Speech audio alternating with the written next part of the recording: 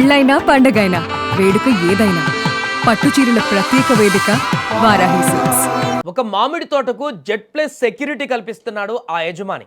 ఆ Z plus security dogs తోటి అంతర్జాతీయంగా వివిధ బ్రీడ్ల కుక్కలను తీసుకువచ్చి అక్కడ కాపలాగా పెట్టిస్తున్నాడు. ఆ తోటలో రోజు మెయింటెనెన్సే ఈ యొక్క జెడ్ ప్లస్ సెక్యూరిటీకి వేలల్లో ఖర్చు అవుతుంది. ఇంతగా ఖర్చు చేస్తున్నటువంటి ఆ మామిడి తోటలో అసలు ఏముంది? ఒక మామిడి తోట ఇప్పుడు దేశవ్యాప్తంగా సంచలనం సృష్టిస్తుంది. సాధారణంగా మామిడి తోటలకు ఒకటి రెండు కాపలా కుక్కలు లేదా ఒక వాచ్మెన్ ఉంటాడు, అదందరూ మనకు తెలిసిందే. కానీ ఇక్కడ సీన్ వెరీ డిఫరెంట్. ఈ తోటలో ఉన్న అత్యంత ఖరీదైన మామిడి పండ్లను కాపాడడానికి ఏకంగా 20కి పైగా జర్మన్ షెపర్డ్ కుక్కలు, సీసీటీవీ కెమెరాలు, రౌండ్ ది క్లాక్ సెక్యూరిటీ గార్డులు పహారా కాస్తున్నారు. ఒక రకంగా చెప్పాలంటే వీటికి జెడ్ ప్లస్ స్థాయి భద్రతను ఏర్పాటు చేశారు.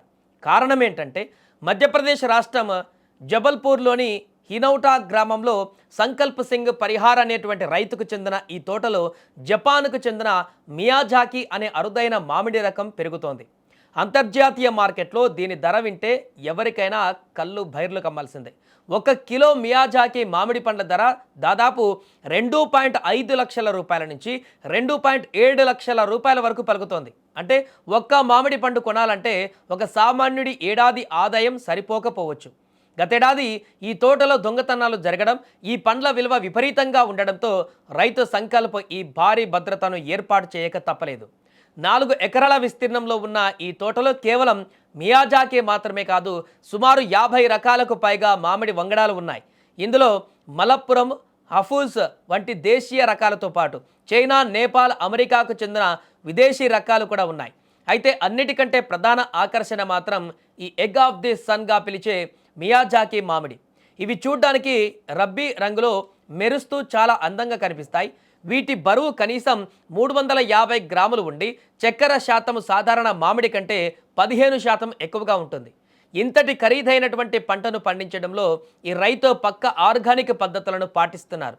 ఎక్కడా కూడా కెమికల్స్ వాడకుండా ప్రకృతి సిద్ధమైనటువంటి ఎరువులతోనే వీటిని పెంచుతున్నారు.